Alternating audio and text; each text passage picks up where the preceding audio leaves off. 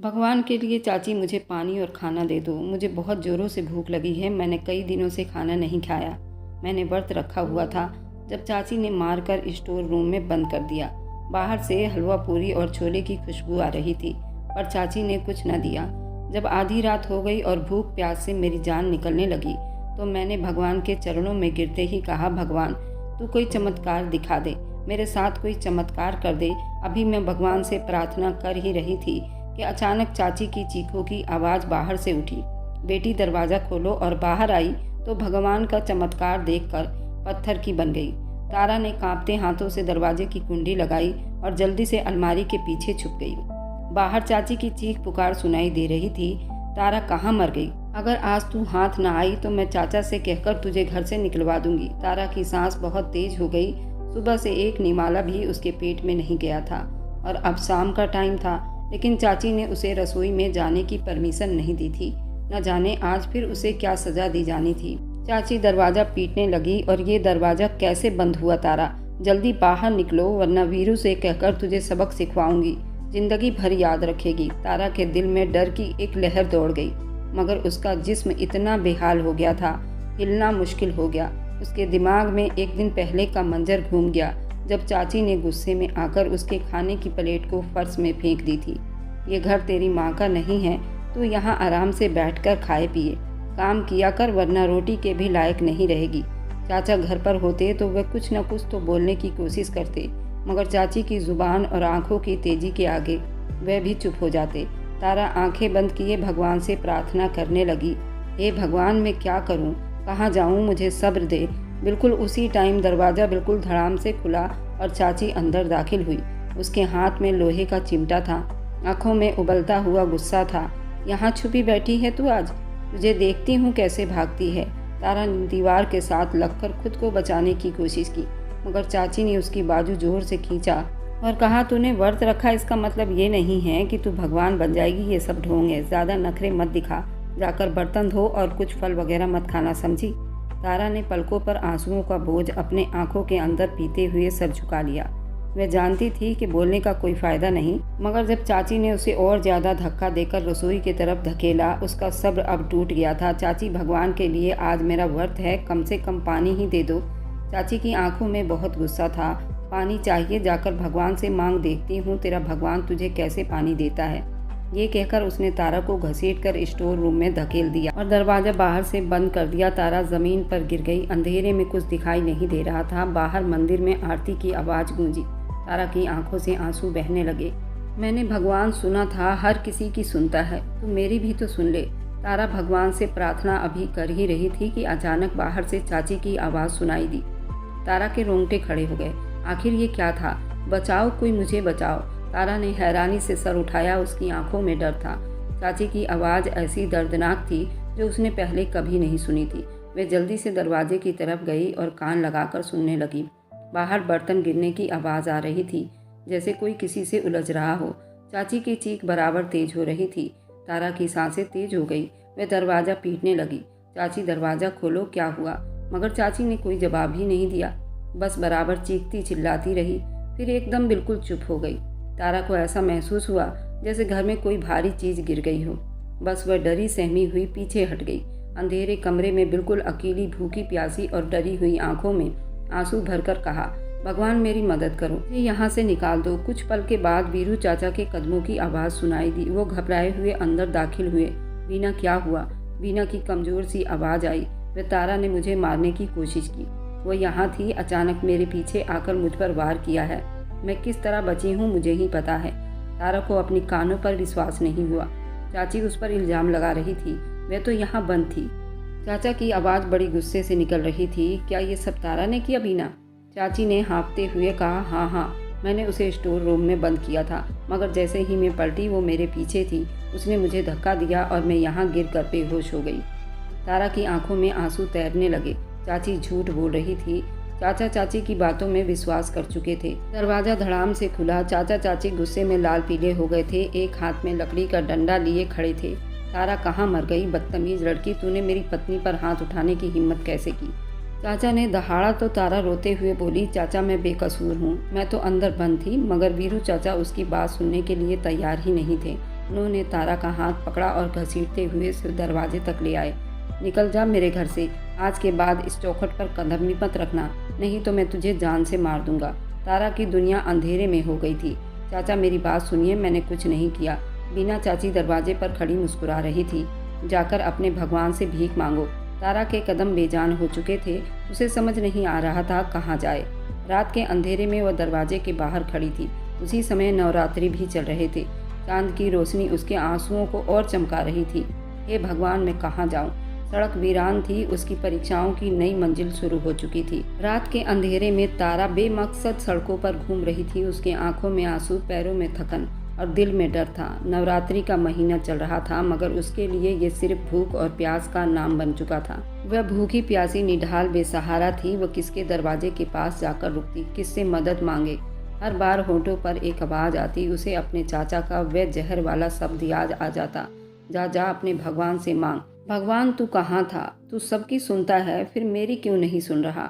दिल ही दिल में सवाल करती, मगर जवाब में बिल्कुल चुप्पी के सिवा कुछ नहीं मिले। चलते चलते वह एक छोटे से बाजार में पहुंच गई, जहां मंदिर में आरती की आवाज़ आ रही थी। माता के गाने चल रहे थे। उसके कदम खुद ब खुद एक ठेले के करीब जाकर रुके, जहां एक अधेड़ उम्र का आदमी फल बेच रहा था। तारा के हलक में कांटे पड़े थे। पानी की प्यास उसके जिस्म को और ज़्यादा कमज़ोर कर रही थी।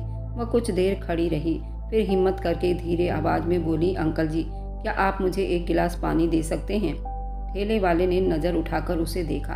तारा का चेहरा बिल्कुल पीला पड़ा था, होंठ बिल्कुल सूख चुके थे, आंखों में तकलीफ की गहराई दिखाई दे रही थी।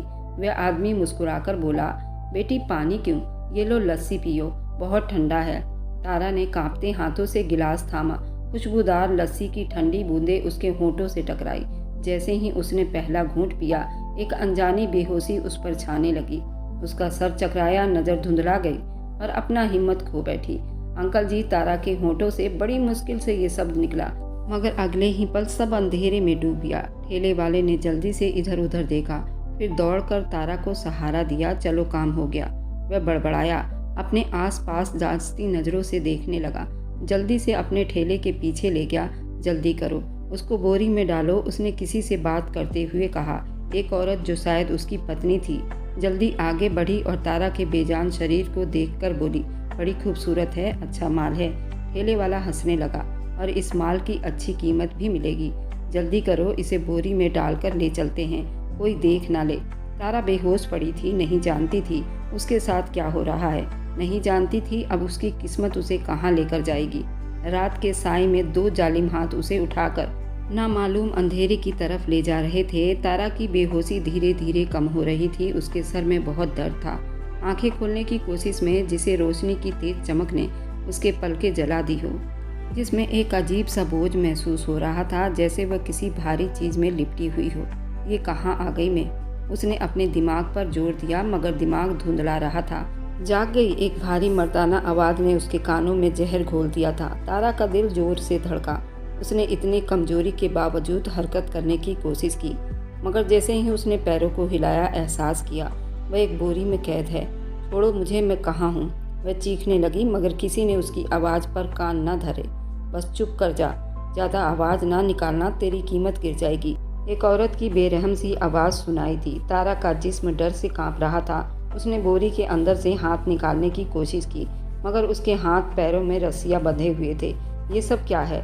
कौन हो तुम लोग? उसने आंखों में आंसू लिए बहुत विनती वाले शब्द में कहे थे। अरे बच्ची, हम तो सिर्फ व्यापारी हैं, हमारा काम खरीदना बेचना है, और आज किस्मत ने हमें तुझ जैसी खूबसूरत लड़की से मिलवा दिया है।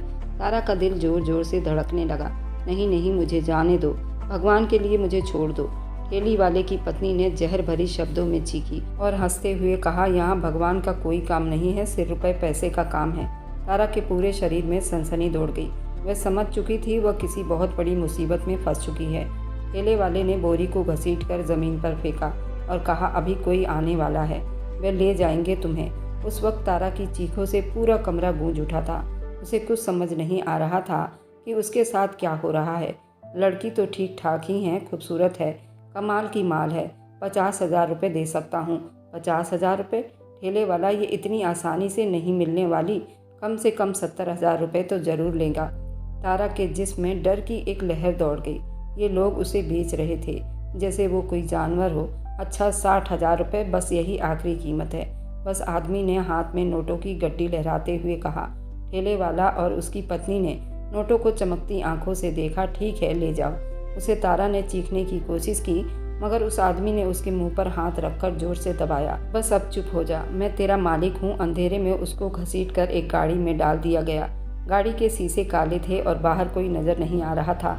कई घंटे के बाद जब तारा को होश आया तब वह एक बंद कमरे में थी। रोशनी धीरे धीरे जल रही थी, मगर जो कुछ उसने देखा वह उसके होश हवास उड़ाकर रख दिए थे। उसके सामने दीवारों पर रंगीन पर्दे झूल रहे थे, जमीन पर जगह जगह कालीनें बिछी हुई थी और कमरे से औरतों की धीरे धीरे हंसने की आवाज़ आ रही थी। तारा ने कांपते हाथों से दरवाजों को धक्का दिया, मगर वह बंद था। अचानक बाहर से एक आवाज़ आई, ये नई लड़की है, आज रात उसका पहला ग्राहक आएगा। तारा के पूरे जिस्म में कपकपी सवार हो गई। अब वह एक कोठे पर थी। उसकी ज़िंदगी एक नर्क बन चुकी थी। हर रात जब कोई वहाँ उसके कमरे में दाखिल होने की कोशिश करता, वह चीख चीख कर कहती, भगवान मेरा दोस्त है, भगवान मेरी रक्षा करेगा। जब लोग हंसते, कुछ गुस्से में आकर दरवाजे से पीछे हो जाते, कुछ लोग उसे पागल समझकर वापस चले जाते, लेकिन तारा ने हार नहीं मानी। वह जानती थी कि उसका कोई नहीं, मगर भगवान ज़रूर है उसके साथ। ये लड़की बहुत खूबसूरत है। इतने दिन हो गए हैं, मगर अभी तक उसने अपनी ये किस्मत स्वीकार नहीं की। तारा ने आंखों में आंसू लिए और कहा, ये मेरी किस्मत नहीं, मेरी किस्मत वही है जो मेरा भगवान चाहेगा। कोठे वाली चंदाबाई उसे हैरानी से देख रही थी। कुछ दिल में तरस आता, कुछ उसकी किस्मत पर नाज करती, कुछ मुस्कुराती, कहती, भगवान का दोस्त यहाँ कोई नहीं और न ही यहाँ कोई भगवान का पुजारी आता है। तारा रातों को रो रो कर भगवान से प्रार्थना करती, हे भगवान, मेरी परीक्षाएं अब ख़त्म कर दे, अपने भक्तों को अपनी परीक्षाओं से मुक्त कर दे और हम लोगों को अच्छी राह दिखा दे, मुझे भी मेरी परीक्षाओं में पास कर दे। लेकिन ऐसा कुछ नहीं हुआ।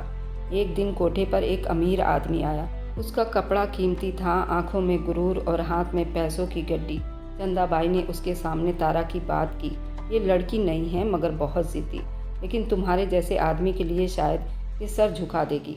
तारा ने उसे खा जाने वाली नज़रों से देखा, मगर वह आदमी मुस्कुराकर कहने लगा, मैं खरीद लूँगा इसे, कोई समस्या नहीं, पैसा हर जिद तोड़ देता है। तारा के अंदर नफरत की एक लहर उठी। पैसा ईमान नहीं खरीद सकता, पैसा सब्र नहीं खरीद सकता, पैसा भगवान के लीला को नहीं खरीद सकता। वह आदमी बड़ी जोर से हंसा। ये सब बातें कहानियों में अच्छी लगती है, हकीकत में नहीं। तारा का दिल कांप गया, मगर उसने नज़रें झुकाकर कहा कि फिर देख लेना हकीकत कौन सी है। चंदाबाई ने पैसों की गड्डी हाथ में पकड़ी और ये सौदा तय हो गया। तारा की किस्मत का एक और पन्ना लिखा गया। अब उसे फिर किसी नई मंजिल की तरफ ले जाया जा रहा था। तारा ने दिल ही दिल में भगवान से प्रार्थना की, मुझे एक और मौका दे, मुझे इस कैद से निकाल दे। गाड़ी के अंदर वह अमीर आदमी बड़ी तसल्ली से बैठा था। उसके चेहरे पर एक मुस्कुराहट थी, जैसे कोई कीमती चीज़ वह खरीद कर ले जा रहा था। अब तो वह इस आदमी से नहीं बच सकती थी, जितना चाहे जिद कर ले। वो मुस्कुरा कर बोला।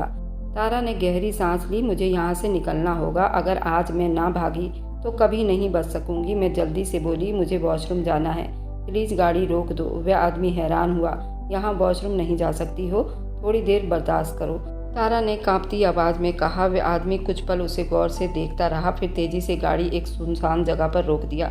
जल्दी करो, ज़्यादा टाइम मत लगाना। तारा ने दरवाज़ा खोला और जैसे ही बाहर निकली उसने चमकती हुई कार के पहियों पर नज़र दौड़ाई, फिर आसपास के फैले जंगलों को देखा। यही मौका था। वह आराम से चलती हुई झाड़ियों के पीछे गई और जैसे ही वह आदमी लापरवाही से फ़ोन निकालकर अपने फ़ोन में बिजी हुआ, तारा ने मौका देखकर दौड़ लगा दी। अंधेरे जंगल में पागलों की तरह भाग रही थी। कांटे उसके पैरों में चुभ रहे थे, टहनियाँ उसके चेहरे पर निशान डाल रही थी, मगर उसे अपनी तकलीफ का एहसास नहीं था। उसके दिमाग में सिर्फ एक ही बात गूंज रही थी, अगर आज मैं रुक गई तो सारी ज़िंदगी रुक जाऊंगी। पीछे से वह आदमी चीख कर कहा, रुक जाओ, मैं तुझे जिंदा नहीं छोड़ूंगा। तारा और तेज भाग रही थी, सांस फूलने लगी, मगर वो रुकी नहीं। वो पत्थरों पर गिरी, कांटों में उलझी, मगर वो भागती रही। कुछ पल बाद उसके पीछे कदमों की आवाज़ धुंधला होने लगी। शायद वे रास्ता भटक चुकी थी। अब वो एक सुनसान जंगल में थी, जहाँ ना कोई रास्ता था ना कोई उजाला था। एक बड़े पेड़ के नीचे बैठ गई।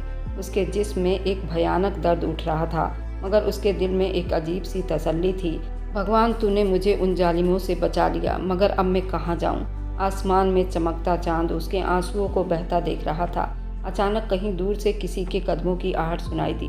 तारा के जिस्म में डर की एक और लहर दौड़ गई थी। क्या वह आदमी दोबारा उसे ढूंढने आएगा? हे भगवान, अब कौन था? पेड़ के साए में एक हल्की सी रोशनी दिखाई दी। पहले तो तारा को लगा वह सपना देख रही है, मगर रोशनी उसके पास आ गई। सामने एक औरत खड़ी थी जो सफ़ेद कपड़ों में लिपटी हुई थी। उसके चेहरे आश्चर्य और अजीब सी नरमी और तसल्ली दिखाई दे रहा था। हाथ में रुद्राक्ष की माला थी। वह उसे धीरे धीरे गिन रही थी। तारा का दिल जोर से धड़कने लगा। ये औरत कौन है? क्या वह सच में उसकी मदद के लिए आई थी, या ये भी कोई धोखेबाज औरत है? मुस्कुराते हुए कहा, बेटी तू यहाँ अकेली क्यों बैठी है? तू इतनी बेचैन क्यों है?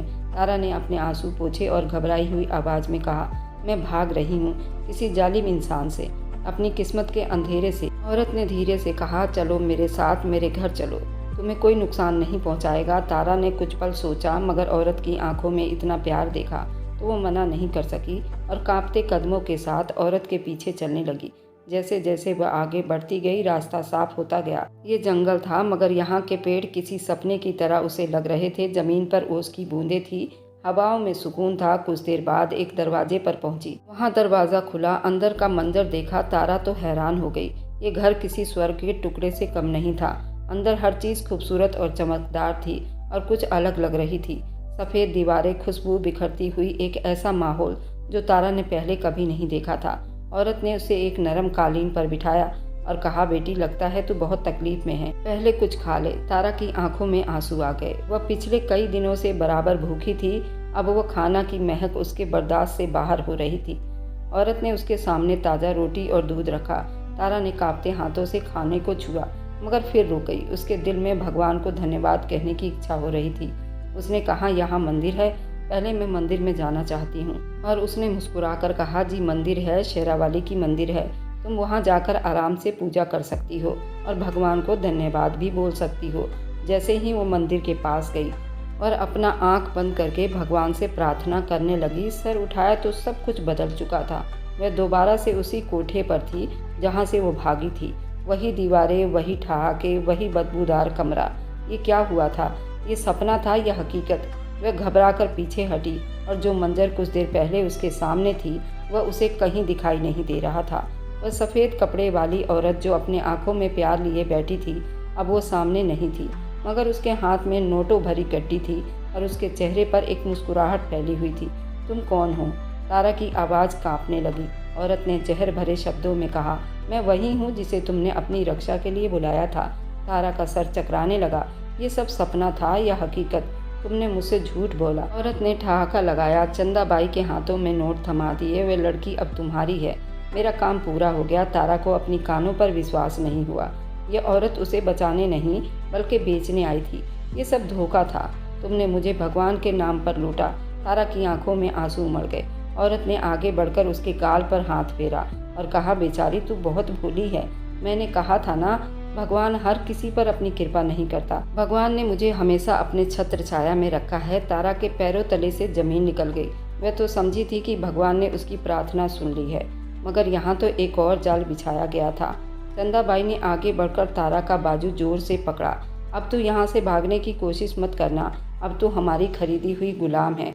तारा ने अपना हाथ छुड़ाने की कोशिश की, मगर ताराबाई की मजबूत हाथों से वो बेबस थी। मुझे छोड़ दो भगवान के लिए, वह चीखी, मगर आसपास खड़े लोग सिर्फ तमाशा देख रहे थे। किसी के आंखों में तरस नहीं था। यहाँ भगवान की बातें मत करो, नादान लड़की, चंदाबाई ने डांटते हुए कहा। यहाँ हर चीज़ पैसों में चलती है और तेरी कीमत लग चुकी है। तारा को अपनी आंखों पर बिल्कुल भी विश्वास नहीं हुआ। डर और बेबसी के साए दौड़ गए थे। नहीं, मैं यहाँ नहीं रहूँगी। भगवान मेरा दोस्त है, वो मुझे यहाँ से निकालेगा। फिर वह हंसने लगी। हाँ, जैसे तुझे मेरे जाल में फंसाया था। तारा का दिल करछी करछी हो गया। क्या अब सच में कोई उसकी मदद को नहीं आएगा? क्या भगवान ने उसे छोड़ दिया था? उसके आंसू सूखने लगे थे, मगर दिल के किसी कोने में एक उम्मीद अभी भी बाकी थी। यहाँ से निकलने का कोई ना कोई रास्ता जरूर होगा। भगवान की परीक्षाएं लंबी होती जा रही थी, मगर वह अपने श्रद्धालुओं को छोड़ता नहीं। हर दिन एक नई परेशानी थी, हर रात एक नया डर था। हर बार जब कोई दरवाजे पर आता, उसका दिल दहल जाता। वह चंदाबाई की कैद में थी और कोई रास्ता नजर नहीं आ रहा था।